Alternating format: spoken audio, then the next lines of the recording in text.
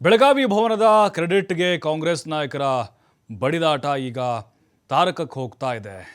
ಸಾಹುಕಾರ್ versus Hebbalkar ನಡುವಿನ ಒಂದು ಜಟಾಪಟ ಇದು ಈಗ ಜೋರಾಗ್ತಾ ಇದೆ. ಸತೀಶ್ ಜಾರಕಿಹೊಳಿಗೆ ಇನ್ನೂ ಆರಿಲ್ಲ ಹೆಬ್ಬಾಳ್ಕರ್ ಮೇಲಿನ ಸಿಟ್ಟು, ಕೊತ ಕುದಿತನ ಇದೆ ಇದು.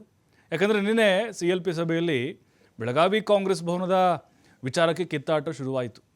ಯಾಕೆ ಅಂತ ಹೇಳಿದ್ರೆ ಹೆಬ್ಬಾಳ್ಕರ್ ಹೇಳ್ತಾರೆ, ಆ ಕಟ್ಟಡ ಕಟ್ಟಿದ್ದು ನಾನೇ ಅಂತೇಳಿ, ನಾನೇ ಕಟ್ಟಿಸಿದ್ದು, ನನ್ನಿಂದನೇ ಆಗಿದ್ದು ಅಂತ ಅವ್ರು ಹೇಳ್ತಾರೆ.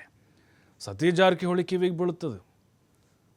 ಅವ್ರೇನು ಹೇಳ್ತಾರೆ, ಈ ಹಿಂದೆ ಇದ್ದಂಥ ಉಸ್ತುವಾರಿ ಸಚಿವರು ಕಟ್ಟೋಕ್ಕಾಗಲಿಲ್ಲ ಕಟ್ಟಡವನ್ನು.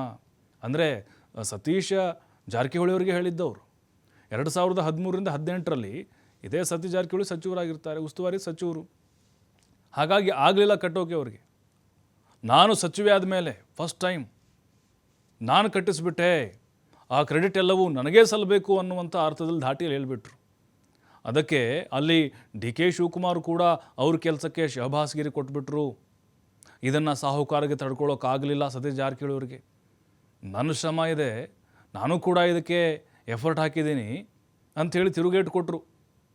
ಅಂದರೆ ಇವತ್ತು ಕೂಡ ಬೆಳಗಾವಿ ಗಾಂಧಿ ಭವನದ ಕುರಿತು ಜಾರಕಿಹೊಳಿಯವರು ಮಾತಾಡಿದರು. ಅಂದರೆ ಹೊಸ ಕಟ್ಟಡ ಕಟ್ಟೋಕೆ 2.5 3 ಕೋಟಿ ಕೊಟ್ಟವು ನಾನು. ಭೂಮಿ ಕೊಟ್ಟವರು ರಮೇಶ್ ಜಾರಕಿಹೊಳಿ, ಅವರು ಕಾಂಗ್ರೆಸ್ನಲ್ಲಿದ್ದಾಗ. ಈಗ ಕ್ರೆಡಿಟನ್ನು ಅವರೇ ತೆಗೆದುಕೊಂಡ್ರೆ ಮತ್ತು ಹಾಗೆ ನಮಗೆ ಮುಜುಗರ ಮಾಡ್ದಂಗೆ ಆಗಲ್ವ, ನಮ್ಗೆ ಅವಮಾನ ಮಾಡ್ದಂಗೆ ಆಯ್ತಲ್ವ, ಅದಕ್ಕೆ ಬೇರೆ ಶಹಬಾಸ್ಗಿರಿ ಬೇಕಾ? ನೋಡಿ, ಇದೆಲ್ಲವೂ ಕೂಡ ಬೆಳಗಾವಿಯ ರಾಜಕಾರಣ ಅಂತ ಹೇಳಿದ್ರೆ ಅಲ್ಲಿ ಸಾಹುಕಾರದು ವರ್ಚಸ್ ಇದ್ದೇ ಇದೆ, ಹೆಬ್ಬಾಳ್ಕರ್ ಅವ್ರ ಕುಟುಂಬದ್ದು ವರ್ಚಸ್ ಇದ್ದೇ ಇದೆ ವರ್ಚಸ್ಸು. ಈಗ ಇಬ್ಬರ ನಡುವಿನ ಆ ಮುನಿಸು ತಾರಕಕ್ಕೆ ಹೋಗ್ತಾ ಇದೆ. ಹಿಂದೆ ರಮೇಶ್ ಜಾರಕಿಹೊಳಿ ಅವರಿದ್ದಾಗಲೂ ಕೂಡ ಕಾಂಗ್ರೆಸ್ನಲ್ಲಿ ಇದೇ ರೀತಿ ಜಟಾಪಟಿಗಳು ನಡೀತಾ ಇತ್ತು. ಕೊನೆಗೇನಾಯಿತು? ಸರ್ಕಾರವನ್ನು ಬೀಳಿಸಿದ್ರು ರಮೇಶ್ ಜಾರಕಿಹೊಳಿ. ಸತೀಶ್ ಅವರ ಮುನಿಸಿಗೂ ಕೂಡ ಈಗ ಕಾರಣ ಆಯಿತು ನಿನ್ನೆ ನಡೆದಂಥ ಬೆಳವಣಿಗೆ.